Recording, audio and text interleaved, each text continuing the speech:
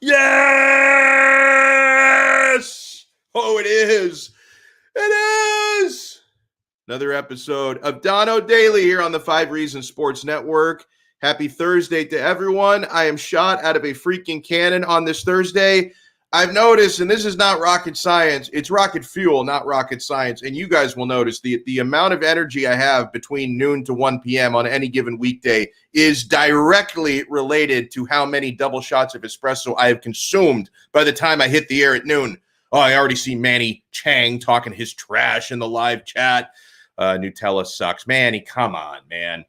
I have already had 3 shots of double espresso today, so I am raring to go. And I needed to get a little bit of extra energy today because I am going to take a couple of L's on today's program. We will get to that. But this episode and every episode of Donno Daily is brought to you by BetUS.com, my favorite sports book, the official sports book of Donno Daily. And that is not a coincidence. I sought them out. I love them. Life is back on, sports bettors, and BetUS has your NBA, NHL, UFC. We got a card coming up this weekend, PGA, and yes, NFL betting lines up for their 27th season and live betting on all of it. Log on to betus.com or call 1-800-792-3887. That's 1-800-79-BET-US. BetUS, 125% bonus, by the way. If you use our hookup, that's right, Donno's got a code for you. Donno has the hookup. When you sign up and you make your deposit, type in our code 5RSN125 for a 125% sign-up bonus or 200% for crypto.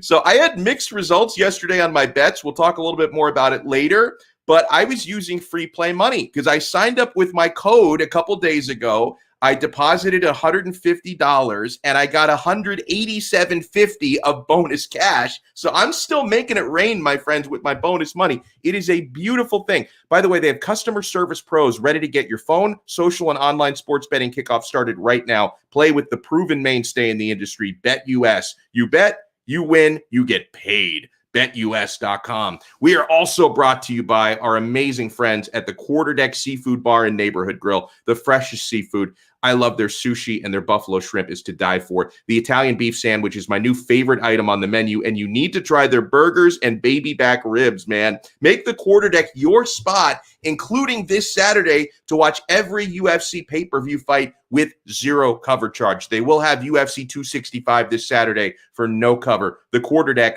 Come for the food, stay for the fun. Yeah, and you know what? Here's the bright side, like Marquise points out on the chat. I may have bet against Inter Miami yesterday, but at least Inter Miami didn't lose. My friends, that's what we call the emotional hedge. They didn't win either. They drew, like kissing your sister. They had a draw against Orlando City, but at least they didn't lose, man. So I will take that. I will take that. La Rosa Negra got a point on the road. That's a quality point on the road against Orlando City. We're going to have a couple of amazing guests on the program today. Get ready for tons of Heat talk and some Dolphins talk with Michael Christian from 5 Reasons Sports. He's going to join us in 11 minutes. Michael C. is going to be on with us. And I thought it was appropriate today of all days to have Michael Christian on. We're going to get him on the show frequently, regardless of the circumstances. But I thought today was extra appropriate for Michael Christian because I don't know a bigger Victor Oladipo fan than Michael. I remember talking to Michael back, trade deadline. We were both on onside radio at the time. And I remember chatting with Michael right before and right after the trade deadline. The guy was positively giddy for Depot, like absolutely over the moon about Oladipo. And then, of course, when Oladipo got hurt and he was out for the rest of the year, I was talking plenty of trash to Michael.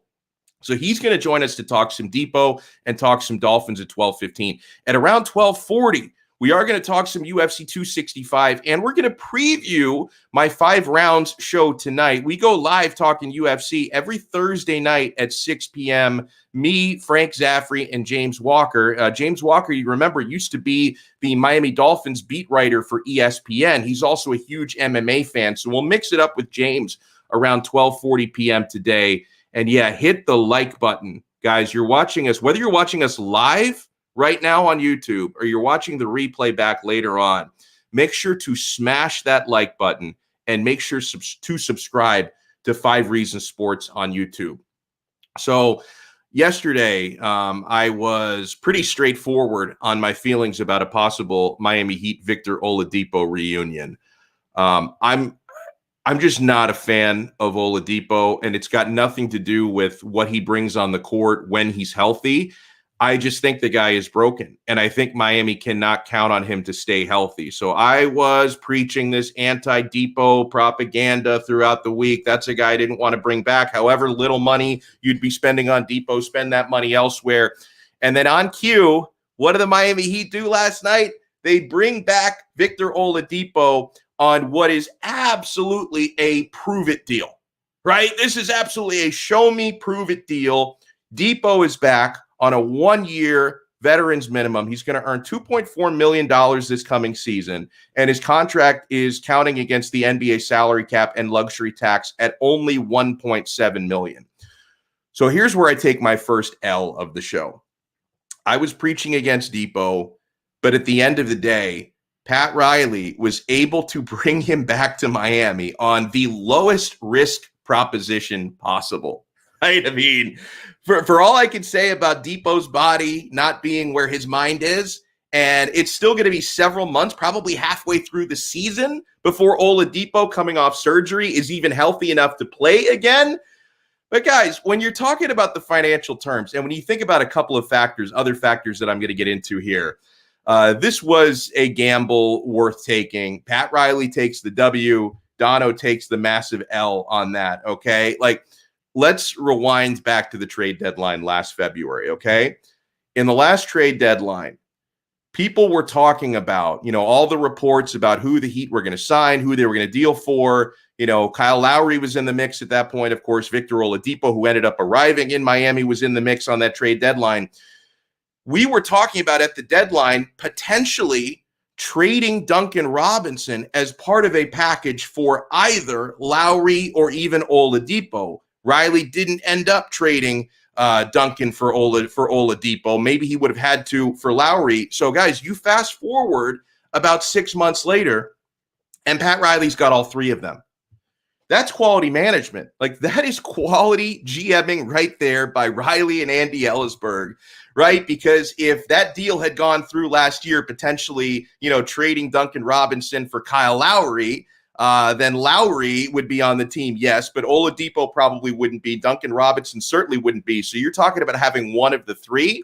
Riley was able to spread out his business and patiently wait to make his business in a way that we end up getting everybody. We've got Depot back on a prove-it deal. We've got Lowry, who I am very bullish on Lowry. I mean, for as much trash as I may have talked about Victor Oladipo and his health, I have, despite his age, I have been fully on board with the Kyle Lowry addition, and I was fully on board with the re-addition of one Duncan Robinson, who the Heat gave a pretty massive extension to. So instead of having to choose one out of the three, Pat Riley ends up taking a massive win by having Oladipo and having Lowry and having Duncan Robinson. And yeah, Lowry and Robinson are expensive. Oladipo, you basically have in NBA terms for nothing. Now, I would love to make $2.4 million in a season, but by NBA salary terms, that is about as low freaking cost as you can get, man. That is about as low cost as you can get. So you look at the business that's been done here by the Heat so far. Oladipo is now in. Lowry is in, PJ Tucker is in, Markieff Morris is in, and I love the Tucker and Morris additions because you added toughness, man. You added serious toughness. Dwayne Dedmon is back, which I am infatuated with. A couple days ago, we had our guy Brady Hawk on the show, and Brady pointed out that at that time, this was right when free agency was starting. I think this was before the Markieff Morris move, certainly before the Oladipo move.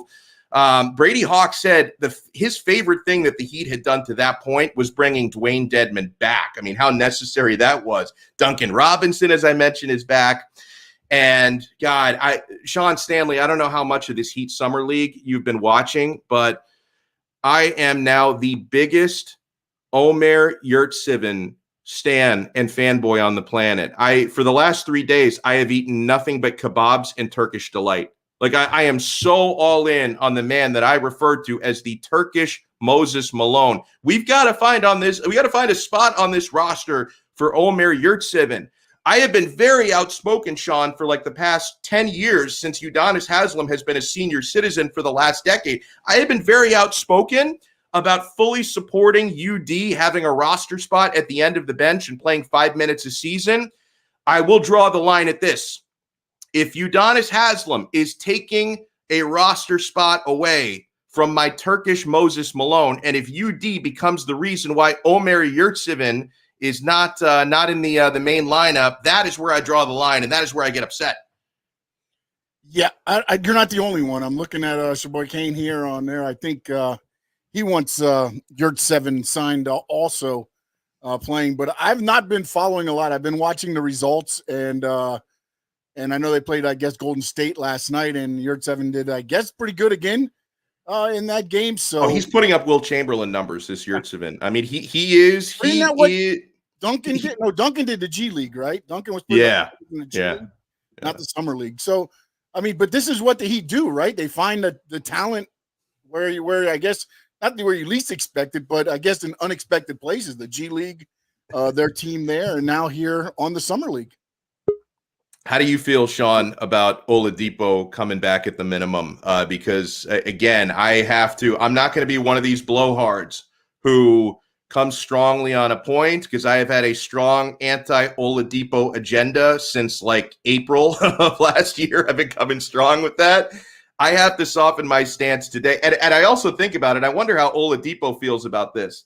This dude, last February, before the deadline, Victor Oladipo actually turned down a 2-year, $45 million extension from the Rockets. And you fast forward to less than a year later, he's making $2.4 million. So I don't know how Oladipo feels about that. He probably cries himself to sleep every night. But if I'm Pat Riley, that's good business, man.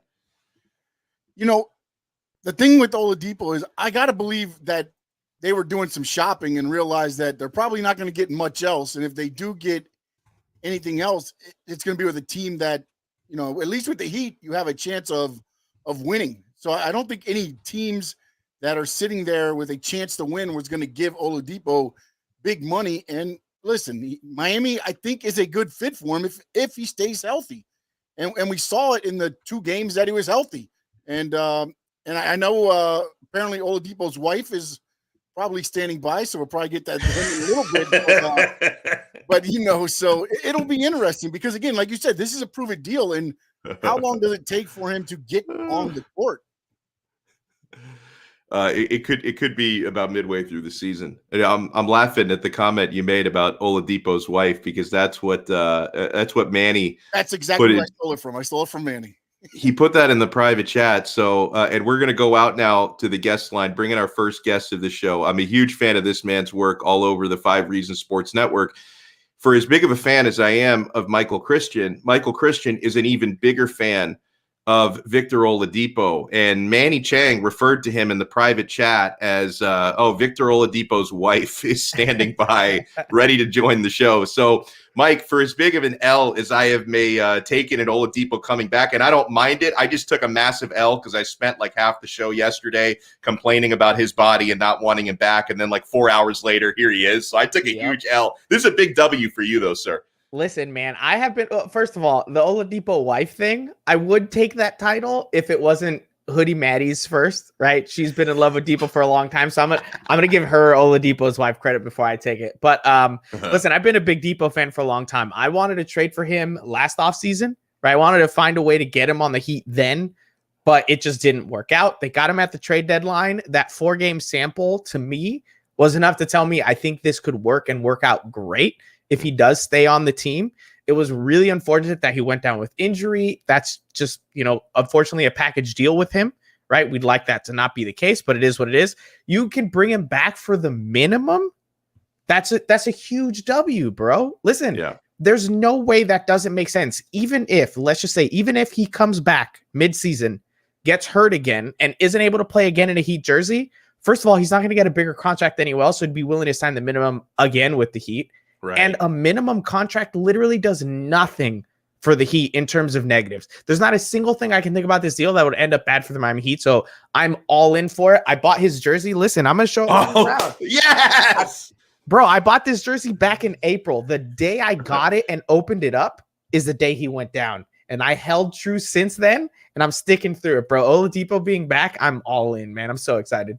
By the way, I've got to, I promised on one of the pre-show tweets that I am taking 2 L's today, not just one.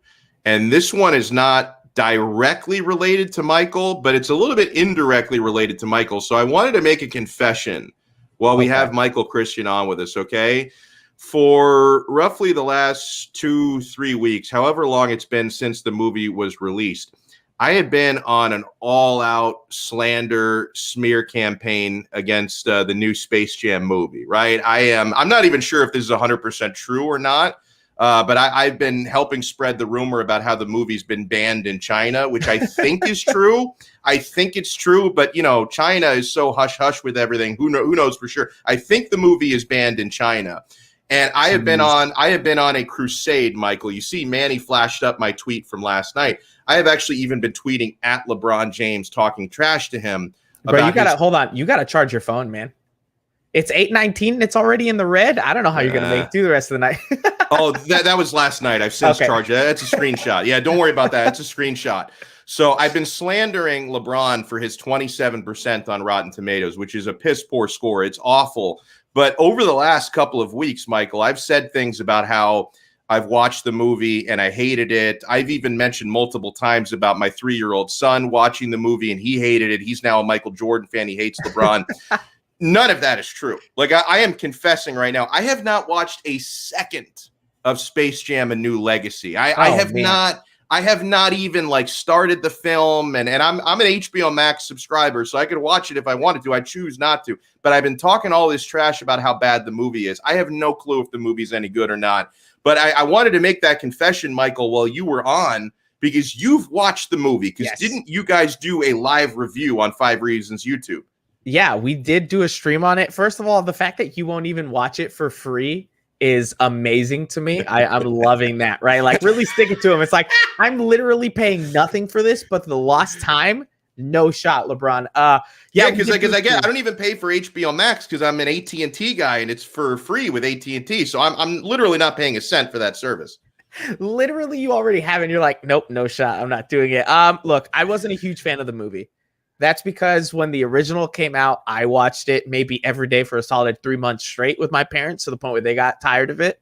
I just felt like the original had a bit more heart. I get what they were doing with it, right? They were trying to make it about family, but first of all, why couldn't they have just gotten his actual family to act in it, right? Those actors did basically nothing. LeBron was not very good most of the time. The only thing I liked was some of the cameos, right? Like Rick and Morty came out at one point. That's one of my favorite shows. So I love that show too. There's a couple cameos here there, but for the most part, look, I get it's a kids movie and it's like, why are adults slandering a kids movie? It wasn't very good. I didn't enjoy it that much. I was kind of like, all right, it's over. Let me go watch the original and remember why I love these types of movies. Michael, switching gears back to actual relevant Heat stuff, even though, I'm a huge Udonis Haslem fan and I don't mind him taking up the 15th spot on the roster or the 14th spot, whatever it is, but could he potentially be taking a roster spot from Omer Yurtseven? Because I have become such a fanboy of the Turkish Moses Malone. I don't, I think that's where I draw the line. I might force Udonis into retirement if he's keeping a spot from Yurtseven. Yeah, I think it's tough, right? You got the salary cap to figure out, and I by no means am a salary cap expert, but I think whatever deal they'd want to sign Yurtseven to would have to have some sort of moves done with it, I believe, to fit under the cap, because right now they're in a sticky situation. My thing with Udonis is this. Look, whatever Yurtseven can be, I'm super happy about it. I'm happy he's on the Summer League team right now. I'll be at Summer League next week for the last 3 games that the Heat are playing, so I'll get to watch him up close and personal then. But I have to lean Udonis. If Udonis calls and says, listen, I want to come back, I want a spot on this team, Omer, look, your potential looks great. We'll figure out a way to get you in, but if we can't, we can't, because right now UD is my priority. You got to give it to him. And I don't think Yurtseven is going to make or break this season, barring him going somewhere and being just 25 plus points per game, which I really don't think is going to happen. So I lean Udonis, man. You got to go with history. You got to go with the guy who's given you everything his entire career. So, big picture wise, with the Heat having, they bring Depot back. They bring in Kyle Lowry, PJ Tucker, Markieff Morris, Dwayne Dedmon is back, which I really like. Duncan Robinson is back. which I like. You see what the Heat have been doing, and I noticed that there are certain trolls like Stephen A. who have been really, downplaying their free agent period, but a lot of the reputable people are giving Miami incredibly high marks. Like you look, a lot of A pluses and a lot of A's. How much better is Pat Riley making this team right now? And, and let's think in terms of where you think the Heat will finish in the Eastern Conference, because I think we can all agree the team is getting better, but how much better? That's a tough ask, because I got to see how this team ends up working out offensively. I have zero questions about the defense. I might actually even have somehow negative questions about the defense, because I'm just that confident they're going to figure it out. It's going to be locked in, right? Well, what is a negative question? Like, what would a negative question sound like? A negative question would be, giving them answers for their defense, right? Like telling the Heat what to do on defense. Yo, Andrew, appreciate you. I love Andrew. You are the man. He's donating because of the LeBron James slander and you, D-Love. If that's what it takes to get donations, dude, I'm going to be Warren. I'm going to be Warren Buffett by the end of the month. That's all it is, because that's all you're going to get from these shows, right? But no, I think with this team, it's going to be interesting to see where it goes. The offense, I'm a little bit concerned about, because I got to see how they all play together. I know that there's a lot of things that can happen, but you need guys like Bam to take that step, especially because he's kind of the only size you have offensively. You need Markieff to play a little bit better from outside, right? You want him to play a little bit more like his brother, Marcus.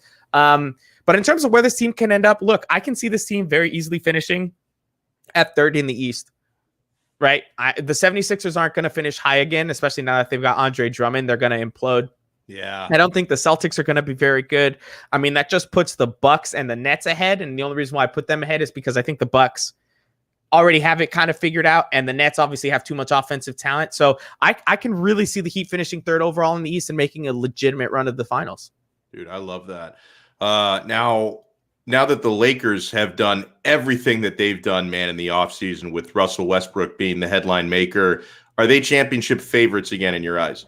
If you ask my podcast partner, Alana, which I'm pretty sure she might have said this on your show when she was on earlier this week, she's had the Lakers penciled in for a while now at winning the title. I'm not really a big Lakers fan. I like LeBron James. I won't lie about that. I like LeBron James, but once he puts on the purple and gold, it just makes me want to throw up. So love it. You know what? I don't think they are going to make the finals. I don't think they are the favorites. I think they put together a really good offseason. I just think that's a lot of egos, a lot of personalities that don't mesh very well. Somebody would have to give up. So I'm 100% going to go with the Lakers are not winning the finals this year. By the way, let me read this tweet because, and I better read it because it was deleted. I love how like Manny Chang overnight is becoming Team Petty. We all have our triggers, and for some reason, Manny Chang gets triggered by athletes deleting tweets. I guess LeBron didn't have the balls to keep this open, but LeBron James tweeted out and promptly deleted it. Keep talking about my squad, our personal ages, the way he plays. I guess personnel ages is the way I should have said that. The way he plays, he stays injured. We're past our time in this league, etc., etc., etc. Do me one favor, please, and I mean please, keep that same narrative energy when it begins. That's all I ask. Hashtag thank you. And then he uses the little crown emoji. So, like, what is he doing there, Michael? I mean, first of all, deleting the tweet is spineless. But what is he actually doing there? Because, I mean, who are these people counting out the Lakers right now? I mean, certainly not Alana Tahauer. I mean, it sounds to me like he's trying to create this fake adversity that just doesn't exist. I mean, I think there are multiple people who think that, hey, how are the Lakers going to find a way to figure it out? But it's just, look, it's just him trying to create a way to fire himself up and to fire up the rest of the team, right? It's like they're all counting us out, guys. We've got this, right? We're the underdogs. No, you're not. You're LeBron James. You haven't been an underdog for years. And the only times you have been is when you were on the Lakers and they put one of the worst rosters around you that I've ever seen. They were competing with the Cavaliers in terms of horrible roster like creation, honestly. So I don't know what he's talking about. Everybody knows that team is going to be serious. I think they have a shot at winning the finals, but out of just like personal spite, I'm going to say it. They're not winning the finals. I'll say it right now, and I'll come back to this in a year. The Los Angeles Lakers are not going to win a finals this next NBA season. Calling it. Boom. We got to make that one of the headlines for the show description today. Michael Christian guarantees no Los Angeles Lakers title. Hey, I want to shift gears and talk a little football with you as well, man, because Michael is on the Dolphins beat with us here at 5 Reasons as well. I noticed that in certain aspects with media and fans, my guy Tua can't catch a break. When Tua struggles, it gets magnified. And then when Tua has good practices, it's like, bro, who cares about training camp? Like, who cares if he throws 65-yard bombs to Albert Wilson in training camp? So I feel like the guy can't win with a lot of people. And so, Michael, I don't want to overplay training camp because I've seen some training camp warriors before. I remember in person watching the first handful of practices for Jay Cutler in a Dolphins uniform, and I thought he looked fantastic. So I get it, grain of salt training camp. But what I see with Tua, clearly, you cannot argue he's gotten bigger and stronger because he can actually focus on building his body this year and not on rehabbing a hip surgery. He clearly has more command and understanding of a playbook, which is actually being tweaked to his strengths this year by new offensive coordinators. And he's definitely being more aggressive, unloading downfield passes in practice. So whether you think people are overplaying his success or not, I see enough tangibles that I can hype up. So, I mean, your take so far on Tua, and how much of a leap do you think he will take this year? Yeah, I think it's funny, right? Because he threw, I think, what was it? Everybody was talking about it, right? He threw like 6 interceptions. I think that was in OTAs maybe, or like really early on, minicamp. And everybody was up in arm. Oh, you see, he's throwing 6 interceptions. Tua isn't it? Then Tua goes and throws a bunch of touchdowns and everybody's like, oh, it's just training camp. Don't worry about it. Look, this is the way I feel about it. I'm not sitting here, and I don't think any of us are sitting here thinking to ourselves, oh, Tua's doing well in training camp. That's it. It's over. Tua's the guy, 100%. We've figured it out. No, none of us are saying that. But at the same time, you want to see improvement. You want to see him get better. You want to see him turn interceptions into touchdowns, make the right reads in practice. If he's doing that, that makes me more confident that he's going to get to where all of us think he can be. So I think the problem is people want to look at it, and they immediately have to go to the extremes with it. Right? He throws a touchdown. He's the greatest quarterback of all time. He throws an interception. He was the biggest bust at the number 5 overall pick ever. Like, there can be a very tempered middle ground with some optimism and confidence. And I think you and I both are sitting here with optimism and confidence saying, look, he looks better. The offense is being built around him. They've put great weapons together. He's had a solid offseason. Personally, I believe he's going to do great. And this training camp is kind of pushing me even further into that direction, as it should be doing for all Dolphins fans.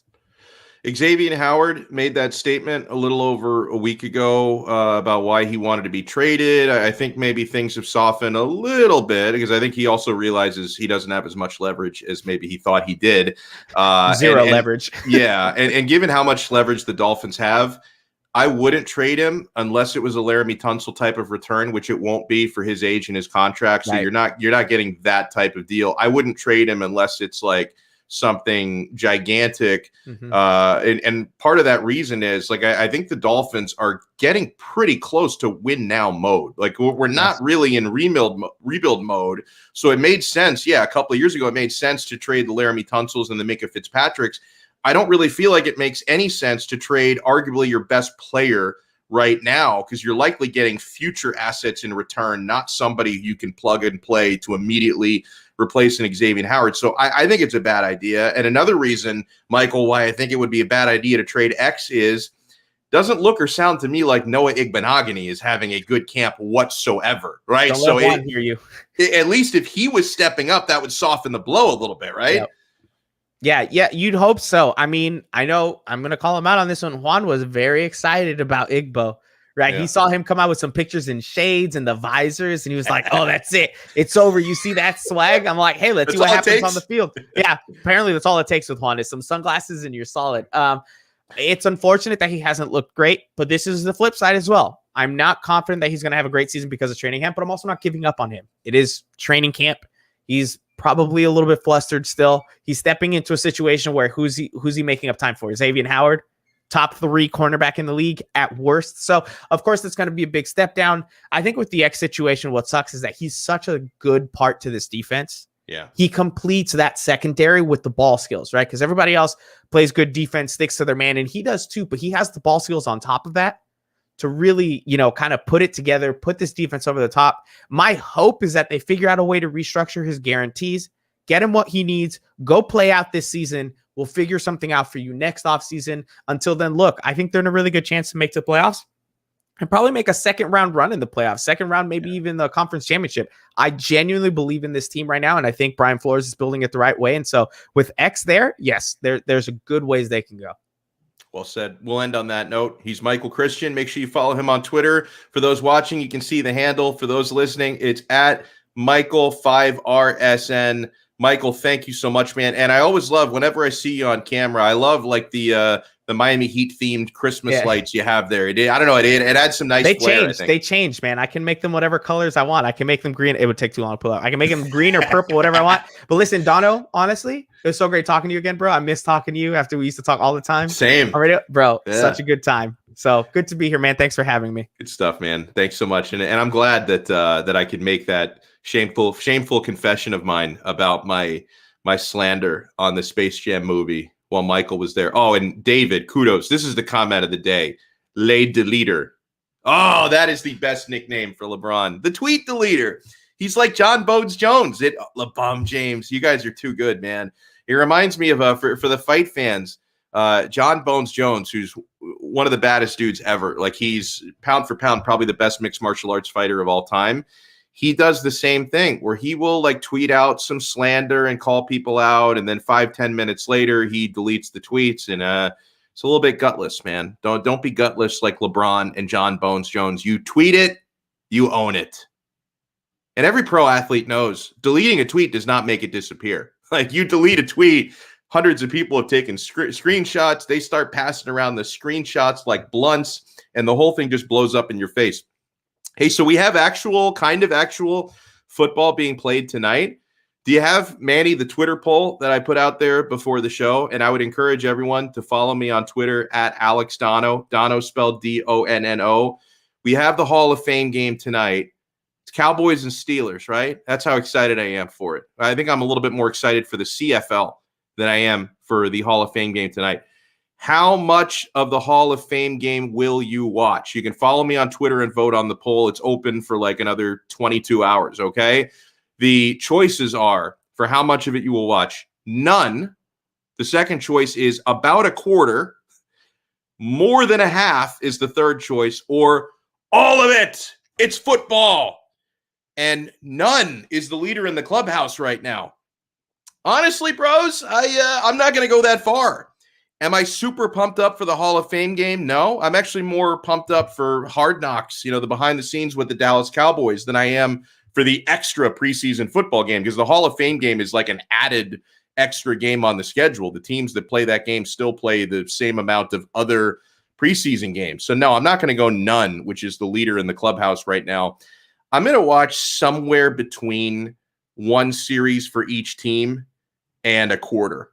Right? Like, I'm going to watch maybe close to a quarter. Oh, and as Manny points out, no Dak, no Big Ben, no chance. I don't know, man. There's something about knowing that it's the first NFL broadcast of the season, because the networks treat it like it's a regular season game. Like, they pull out all the bells and whistles with the commentary and stuff. I'm going to be hype enough to watch the first good bit of it. Like, I'm going to be hype enough to watch maybe a quarter of it. What about you, Sean? Are you just going to pretend the game's not even happening and just watch like some, what are the reality shows people are watching these days? Desperate Housewives, Kardashians? Are you going to watch something else, or are you going to get on that for a bit? I watch is wrestling, okay? That's the only reality show. Oh, is that on tonight? Apparently, I'm one of the 19% because I voted. I'm watching the whole thing tonight. It's really? Football. It is football. I'll watch every down. Oh, wow. Yeah. Oh, and David points out, are you interested in this, Sean? Because I want to check it out. David says the Suicide Squad also premieres on HBO Max tonight. That's actually getting excellent reviews, unlike LeBron's movie. Like, Suicide Squad, the Suicide Squad is in the 90s. Like, it's in the freaking 90s. Like, I mean, if there's a DC movie out there that's actually done right, you better believe I'm going to check that out. If not tonight, I'll check it out over the weekend.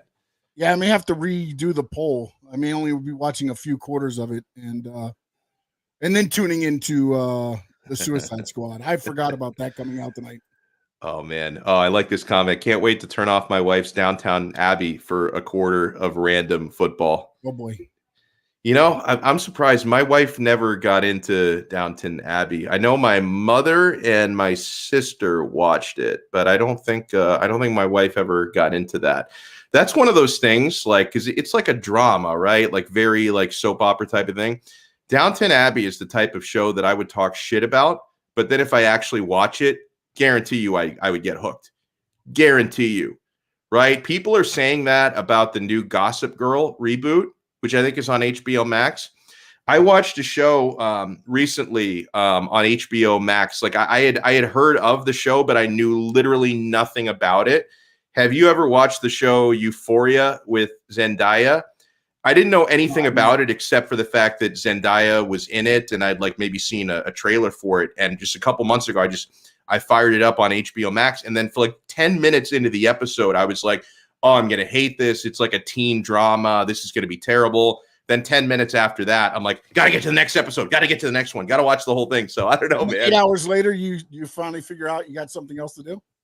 Yeah, exactly. After I had binged 2 seasons worth, I realized that it's time to do something else. Oh, and C. Dola writes it. I do want to check this out as well. New Cocaine Cowboys series on Netflix. Any interest? Yes, a ton of interest. And I want to get, I'm friendly with Billy Corben. I love that dude.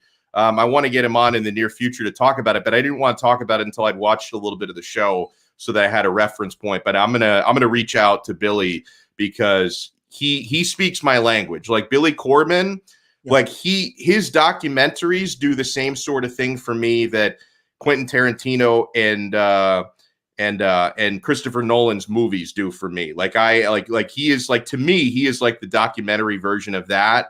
And it helps that I've lived my entire life in Miami, and everything Billy Corben does is Miami related, man. So yeah, the original Cocaine Cowboys movie, Square Grouper, Dogfight, Screwball, The U parts 1 and 2. I mean, my God, like some of my if I were to make a list, Sean, of like top 10 favorite documentaries, Billy Corben probably has like 6 of those in there for me. Yeah, I would probably think so too. Yeah, both the U's, Screwball, the Cocaine. I'd probably say he's got 5 or 6 of them up there. Wow. So something else that's going on. This is very much a follow-up of a story we were talking about yesterday, where I read, and I'm not going to go through all these comments again because it's going to take a big chunk of time. So I would encourage you to check out yesterday's episode as well if you missed it. Very detailed, really disgusting allegations against Deshaun Watson. This wasn't a new one. This was one of the existing 22 accusers of Watson, a massage therapist who worked on him and was under a lot of pressure from the owner of her salon to work on him, despite her telling the female owner of the salon. You would have thought that the female owner would have understood what this poor woman was going through. Like, I don't want to treat this guy anymore. He's making all these sexual advances, and it's some really disgusting, troubling stuff. And it was just another indication for me on just how toxic this guy is.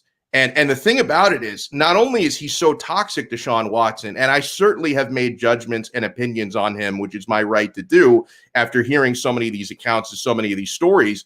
But for one thing, there's no resolution yet on this legal trouble, right? This hasn't gone to civil court yet. We're not 100% sure that he's not going to be suspended by the National Football League. That could very well happen. We're not even 100% sure that he won't have criminal charges filed against him, I should say. So he is so toxic right now. And I come to you, of course, from the perspective of a Miami Dolphins fan. I'm very happy Tua is doing well. And regardless of whether he's doing well or not, I hate the idea of bringing a guy in like Deshaun Watson. And our guy Dan Silio's tweeting. He says, according to Rusty Hardin, the attorney handling the complaints against Deshaun Watson, the cases won't be heard till next spring, and some are being dealt now with confidentiality agreements. Okay, but so if some of them won't even be dealt with at all till next spring, any team that would acquire this guy, there's a black cloud hanging over your head. Like, if you're morally bankrupt enough to bring him in despite these allegations, you're also taking a huge risk, because what if serious legal implications come out of these things as well? And yeah, this is what I'm bringing up here. As Chris Trapasso reported, talks are heating up between the Eagles and the Texans on a Deshaun Watson trade. Still some hurdles to get over, but both sides are attempting to come to an agreement. If I'm an Eagles fan, I hate this, okay?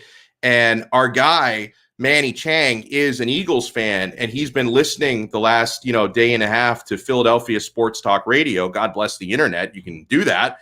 And I'm actually happy to hear that the majority of the Eagles fans that they talk to on the radio are dead set against it, like dead set against it. Manny said that they did a poll of their audience, and 80% were against bringing in Deshaun Watson at all costs. And Aaron Wilson tweets, no trade imminent or developing at this time for Texans quarterback Deshaun Watson, according to league sources. While there is interest and teams are conducting extensive due diligence, complex legal situation, no trade clause are all difficult factors to work through still.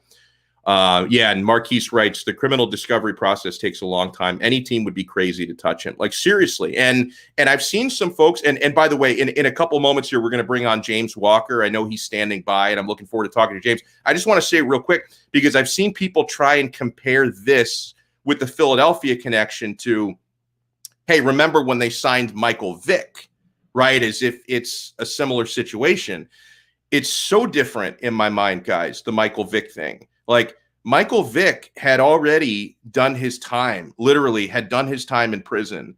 The debt to society was paid off, and it was all put behind him. And I'm not saying that I wasn't disgusted by what he did with that dogfighting ring. Of course I was disgusted. I love animals more than I like some people, okay? I was disgusted by it, but it was such a different situation because Michael Vick had literally done his time, and the whole legal trouble was behind him, whereas Deshaun Watson, now, if we're comparing crimes, I might say what Deshaun Watson was accused of is significantly worse than what Michael Vick did. That's just me, okay? Not to mention the important factor that unlike Michael Vick, Deshaun Watson's legal troubles are not behind him, not even close. So the situations are not the same, right? Just because the Eagles were the team to sign Michael Vick and give him his second chance doesn't mean trading for Deshaun Watson would be the same thing, because everything is still hanging over DW's head, whereas Michael Vick had already gotten through his legal trouble. All right, guys, we have an awesome, at least I hope it's going to be awesome, UFC pay-per-view coming up this Saturday. And I want to remind everyone that our amazing sponsor, and I've loved this restaurant for well over a decade, the Quarterdeck Seafood Bar and Neighborhood Grill, will be showing this and every UFC pay-per-view fight for zero cover charge. You pay nothing at the door while you knock down those cold beers, delicious buffalo shrimp, the Italian beef sandwich. You get to enjoy all of that for zero cover charge to watch UFC 265. And I want to bring on my very good friend and co-host from our 5 Rounds show. And we have an episode coming up tonight, by the way. We will be live from 6 p.m. until 7:30. I'll be with Frank Zaffrey and this man, James Walker. James, wonderful to see your smiling face, sir. How are you? I'm doing great. We got a lot of UFC talk right now and later today. So looking forward to it. And actually, just to kick this off, this is a perfect card for the Quarterdeck, because you might want to save your $70 and go to the Quarterdeck for free. Amen. Or if you're going to spend that $70, go get at least some food with it and feed your family, have a nice night out. Because I don't know if this one's worth paying for. No, you're totally right about that. And a big difference in that, James, was made in losing one of the title fights, right? Because about a week ago, we found out that Amanda Nunes, who is the baddest woman of all time, I mean, greatest female fighter I have ever seen, greatest there's ever been. She was supposed to fight Juliana Pena to defend her belt, and she had to pull out for a positive COVID test. So we did lose a title fight from this card. So how much of a hit do you think that makes? Because we still have an interim championship on the line between Derek Lewis and Ciryl Gane, and it should be a decent fight. But how much, like when you say this one may not be worth the $70 pay-per-view price, would you have said the same thing if Amanda Nunes was still on the card? It would be borderline if Nunes was still on the card. Because like you said, she's the greatest female fighter ever. So that alone could be worth the cover charge, because you don't get to see her fight but 2 or 3 times a year. So it's more of an event kind of thing when she fights. But even then it was borderline. Now with that taken off the card, and I would even argue there is no title on the line in this card, because really that's a glorified number 1 contenders fight. The UFC has a propensity to always have to put a title, as you've mentioned, on a pay-per-view, or, these interim titles that for years have been awful. I've been writing, I feel like 7-8 years ago, that they should get rid of interim titles, and they still have it and still kind of use it when they want to, and then strip them when they want to and make them count and not count when they want to. So this is just one of those situations where it's a number one contenders fight. The winner gets Francis Ngannou, no matter what, doesn't need a belt, to signify that. They just want to sell pay-per-views with it. So it's not worth it to me. This would actually be a perfect UFC fight night card. If you asked me to go to the UFC and say, hey, put together a card that won't really hurt your pockets that much, but you can put on free TV, this is the kind of card I would put together. Number one contenders fight in the main event, an MMA legend in Jose Aldo, in the co-main event, still has name value, but isn't fighting for a title or anything like that, like he used to. And then a pretty good technical fight in Vicente Luque against Michael Chesnia. That's probably going to be my favorite fight on the card. Fight of the night, I think. Yeah, I think that has the potential to have fireworks. And then, some other fights from there. But it's a perfect fight night card, but it's really an underwhelming pay-per-view event. James, when we had our last episode of 5 Rounds, we had it earlier in the week last week because of my travel schedule. Our guy Frank made fun of me a little bit because we were coming out of the TJ Dillashaw, Corey Sandhagen fight night card, and I said, honestly, like outside of not having like the title on the line, I thought that was a pay-per-view caliber card, like in terms of quality of fights. So to your point, honestly, when you're talking about this one for Saturday would have been a perfect fight night card. I honestly think that the card we got for free a couple of weeks ago with Dillashaw and Sandhagen, because from top to bottom, that one was stacked. I think that was probably the better show, at least better than what I'm expecting this one to be. Yeah, I agree. And hindsight's 2020 now, where now that we've had the fights and we saw the results and how explosive the fights were, it's kind of easier to say that was a great card when we don't really know how these fights are going to turn out, whether boring fights or good fights. But I think if you just take a 10-foot, perspective and step back a little bit, it kind of goes to the whole propensity of, does the UFC really need to put on a fight almost every week? Because if you combine the best fights from the TJ Dillashaw card and the best fights from this card, you probably have a pretty decent pay-per-view event. If you kind of, bring those fights together. But because the UFC has fights, 3 weeks out of every month or every other week, seemingly at this point, you're going to have some lulls in there, like the last, like this pay-per-view event right here, where it's probably just on paper, probably one of the worst pay-per-view events that they're going to put on this year. Yeah, and by the way, I remind everyone, you're watching live, or if you're watching the replay, you're on YouTube, smash the like button and make sure you're subscribing to 5 Reasons Sports. Make sure you hit the subscribe button. We've got tons of content here on 5 Reasons, whether it be me yammering every day and our fight coverage, all the NBA coverage and NFL. I mean, my God, we have so much content here on 5 Reasons Sports. And James and I, along with Frank, will be coming at you tonight at 6 o'clock for 5 rounds. So, I agree with your philosophy on interim belts. I don't believe in them. I think interim belts are just, a tool to try and sell fights to people who don't really care about fighting. It's like, oh, we got a title online. But with that said, I still like this heavyweight fight, this title eliminator, we'll call it, Derek Lewis and Ciryl Gane. And I'm going to echo the sentiments of our friend Jonathan Ramlakan, who joined me the other day, because I think he said it perfectly. Even though Ciryl Gane is probably better at everything Derek Lewis does, I'm still expecting Derek Lewis to win this fight. Do you feel the same way, James? Who are you picking? Well, Gane is a 3-1 favorite, 3.5-1 favorite right now, as it looks. So there's a lot of betting people, a lot of people in Vegas that think this is a pretty one-sided matchup, even though, Lewis is ranked a little bit higher, number 2, and Gane is number 3. But from a skill set standpoint, I can see that. But, man, we've seen so many Derek Lewis fights where, either just one-punch knockout power, he might even be losing the first round or two, and boom, he connects in the third round and knocks the guy out. Like, he has power in every round. And that's the thing, with Derek Lewis, where you just feel like even when he's losing, he has a chance to win the fight pretty much at any minute. And there's not a lot of fighters out there that are like that even when they're getting roughed up or grinded out, they still hold that knockout power the way they can change the fight really with one punch. So I think that's really his best chance, is the puncher's chance.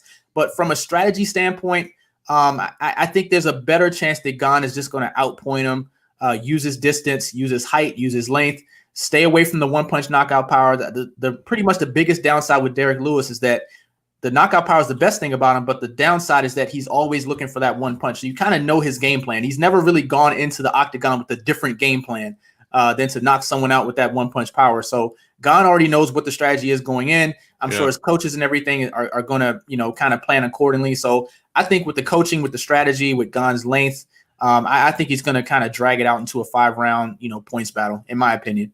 Yeah, and by the way, you got me thinking when you brought up the main event odds, and you were spot on. And we're going to talk about this more on 5 rounds this evening, but I do want to throw out some of these odds courtesy of our official sportsbook, BetUS.com. Make sure you sign up today for BetUS. I've never been a part of a more professional online sportsbook. You get your own customer service rep who will answer all of your questions, no matter how ridiculous the questions are. If there's anything you can't figure out. And BetUS. Who is Derek Lewis?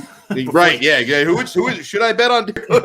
And if you sign up with our code, you make a deposit with our code 5RSN125, you get a 125% sign up bonus. So I deposited this week $150 and I received immediately $187.50 of free play money. I'm still living off my free play money. Hallelujah. It's a beautiful thing.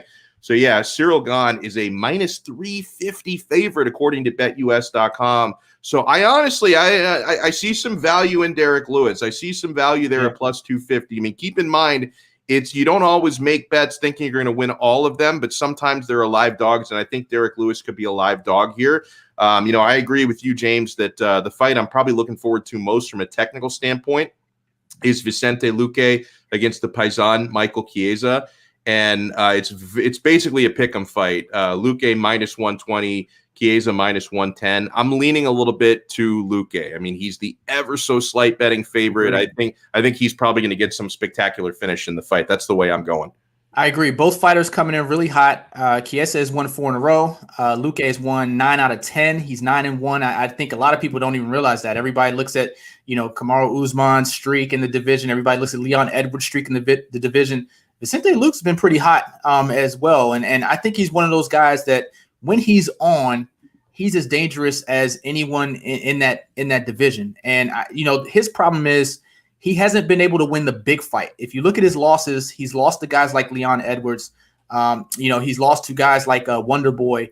So when he's fought the really upper echelon level fighters, guys that are in that top 5, those are the fights that he loses, but he clears out everyone else. He cleans up against everyone else. So he needs to show that he can take that next step.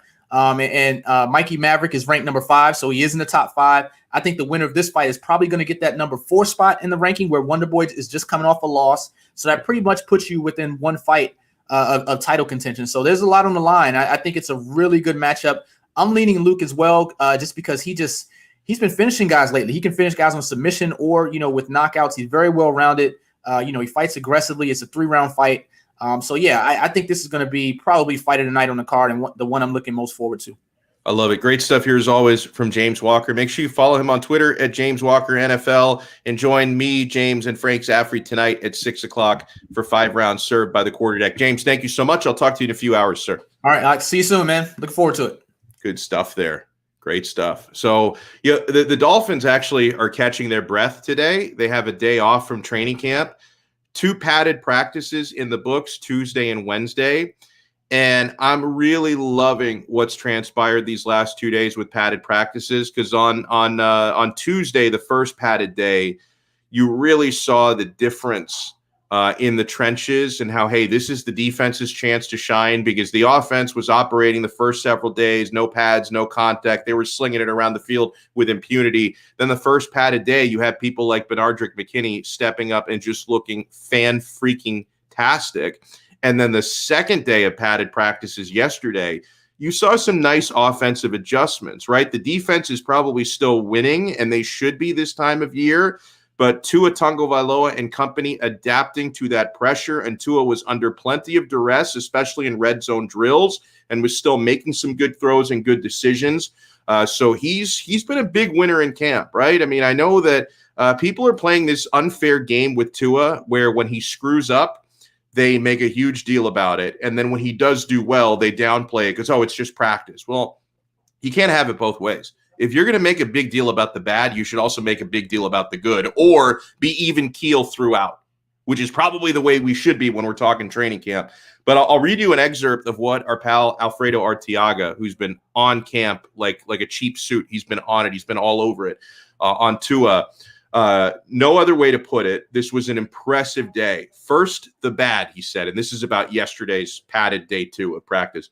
Tua did have some throwaways on the goal line facing pressure, and he had pressure in his face as he locked in on a deep over route to Waddle. On that play, Hunter Long was on the slant underneath as rookie Javon Holland came off the hash to get wide and intercept the 2 wide overthrown pass from Tua. Other than that, Tua was really sharp on RPO. He had a few escapes that led to big plays and was generally in command as he had a great day throwing the football. And I'm happy we're seeing more RPO because, again, old man Chan, Gailey, was sabotaging Tua last year, at least now, and, get well soon to George Godsey, who I know has been dealing with a COVID infection, but he's, obviously big in designing that playbook as co-offensive coordinator, and Eric Studesville, the other co-offensive coordinator. These guys, for all the experience they lack as OCs, they at least seem to understand we need to create a playbook that our quarterback understands and that our quarterback can maximize. So I see that happening with the Miami Dolphins. Yeah, I don't know if our guy Manny Chang is available to pop in here for a second. If not, fine, we can still make fun of him. So before the show started, we were doing, Sean, our little pre-show chat, and I like how Sean and Manny will both, point out some things to me that aren't necessarily sports related. And Cobra Kai, you were telling me, Sean, which is an amazing show, an absolutely incredible show. Cobra Kai is coming back in December. Is that what you told me? December is when we return? Yes, that's what came out today. I guess Netflix released that it will be coming out in December. So, all right, I've just been notified Manny cannot hop on. It's fine. We can prolong the banter until tomorrow. We can give him a hard time tomorrow. So Sean pre-show notified me, and I'm thrilled about this. Oh, come on. The Cobra Kai is coming back in December. How many seasons have they done so far? 3 seasons or 2 seasons? This will be the 4th. I think. This will be the 4th. 4th season. I mean, it's so well done. I'm a Karate Kid junkie going back to the 80s, and this is like the perfect modern day continuation of the story. Like it's brilliant. But when we were talking about this pre-show, Manny revealed to us he's never heard of Cobra Kai. Never heard of it. And we had to remind him what Karate Kid was. Like we had to tell, Mr. Miyagi, wax on, wax off. I mean, because when we said wax on, wax off, he thought Teenage Mutant Ninja Turtles. That's what Manny thought. He was thinking Eagle Fly thought. Yes. Oh, he was thinking Master Splinter when we're talking Mr. Miyagi. Oh, it hurts. Like how can I work with someone? And I consider him a close friend. Like how can I have a close friend who's never heard of Cobra Kai? Oh my God. So yeah, we're gonna. This is what we have. This is what we're working with. We're gonna rake him over the coals. Oh, and by the way, when I made the comment about Alf being on all over Dolphins practice like a cheap suit, Marcus says like an Austin Burke suit. That's the main reason why I'm gonna miss Goran Dragic. He did the best Austin Burke commercials. I mean, Tony Fiorentino had some good ones. What did he Google image Cobra Kai? The only Cobra Kai I know. Good old Manny. Oh my God! I think Dave's the best. Dude, I'm going to absolutely miss Goran Dragic's Austin Burke commercials because the ones that all due respect to Eric Reed, he's a national treasure. Tony Fiorentino has done some of those commercials. Like they're fine, but when I used to hear Dragic oh, you listen, you come to Austin Burke, I get 14 suit for the price of 47 suit. 11 suit for price of 3 suit. I bring my mother. I bring my father. I bring my brother. I bring my sister. They all show up with suit at Austin Burke. I mean, dude, the first time I heard the Goran Dragic Austin Burke commercial, I drove my ass right down there and I bought 14 suits for the price of 5 suits. It was the most incredible thing that ever happened to me. So I am going to miss Goran Dragic so much in more ways than one. If they're just listening to the audio, they may have thought they were listening to the original commercial. They might just hire me. Say, hey, we no longer have Goran, but you can be our Goran from now on. Oh, I love this. Our guy, Stephen D, Miami Sports Music, Cobra Kai is legendary. That's right, man. Steven knows. Sean Stanley knows. For some reason, Manny Chang is not down. It is Manny. Cobra Kai. It is Manny Chang, okay? We'll just leave it at that. Oh, man. All right, before we close it out, I want to offer huge thank yous to Michael Christian, talking some Heat and a little Dolphins with us. James Walker for talking some fighting with us. If you Wayne Gretzky is legendary. Well, no one's arguing that. That doesn't mean Cobra Kai can't also be legendary. So if you missed any part of today's show, not only can you watch the full YouTube replay, just search 5 Reasons Sports on YouTube and find the latest episode of Donno Daily. You can watch the full show back on YouTube. You can listen back to the full show. It's going to be posted later today on the 5 Rings Canes podcast feed. So you can listen back to the shows every single day. Make sure you subscribe on 5 Rings Canes. Eventually, we're going to branch off the Donno Daily shows to a 5R Live podcast channel. Oh, and that reminds me, congratulations, 5R Live is growing. Ethan Skolnick announced he's going to start doing a couple of days a week live in the morning. So that is going to be fantastic. Smash the like button here. Listen back to the shows and the interviews. Watch them back on YouTube. Listen back on the podcast channels. And support our sponsors. Guys, I can't tell you how much it warms my heart to know that in the last 48 hours since we launched BetUS.com, our partnership there, now our official sports book, several people have told me that, hey, Donno, I signed up. I use your code 5RSN125. If you make a deposit of at least $50, you will get a 125% signing bonus with our code 5RSN125. I got people telling me they signed up. They got the bonus. Thank you so much. We're all betting together. Oh, it's a beautiful, beautiful thing, my friends, and I absolutely love it. So, yeah, make sure you sign up, BetUS.com. They've got odds and action on anything you can imagine. It's such a great spot. And make sure you become a patron of the Quarterdeck Seafood Bar and Neighborhood Grill. Visit them on the web to peep their menu and find the location nearest to you at quarterdeckrestaurants.com. So for Sean Stanley and for the guy who's never heard of Cobra Kai, Manny Chang puts up the wax on, wax off, the Ninja Turtles gif. Oh, man. So I can't tell if Marquise is trolling me. Is Lukaku to Chelsea done, or is there any last minute chance that he could stay at Inter? Not that I buy that. Well, we'll sort all that out tomorrow. We will talk to you guys again tomorrow at 12 noon. Oh, now I'm all bummed. All right, so we'll talk to you guys again. 5 rounds tonight at 6, tomorrow at noon for another Donno Daily right here on the 5 Reasons Sports Network.